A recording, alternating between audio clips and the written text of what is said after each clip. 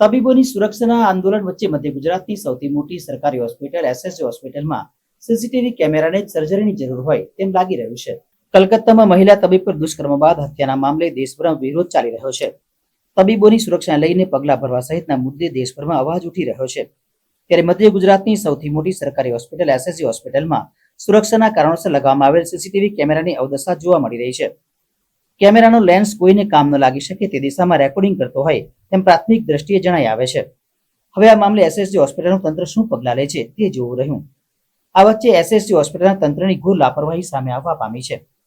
હોસ્પિટલના બાળરોગ વિભાગ પાસે લાગેલા સીસીટીવી કેમેરો લેન્સ ઝૂકી ગયેલી હાલતમાં જોવા મળી રહ્યો છે. જરૂરિયાતના સમયે આ સીસીટીવી કેમેરો કામ લાગશે કે કેમ તે લઈને અનેક પ્રશ્નો લોકોના મનમાં ઉદ્ભવી રહ્યા છે. વડોદરાની એસએસજી હોસ્પિટલમાં અનેક રાજ્યોમાંથી દર્દીઓ સારવાર માટે આવે છે. ત્યારે દર્દીઓ, તબીબો તથા અન્ય મેડિકલ સ્ટાફની સુરક્ષાને ધ્યાને રાખીને સીસીટીવી કેમેરા તો લગાડવામાં આવે છે, પરંતુ તેના એંગલ કોઈ ઘટના સમયે કામ ન લાગે તેવું સપાટી પર આવવા પામ્યું છે.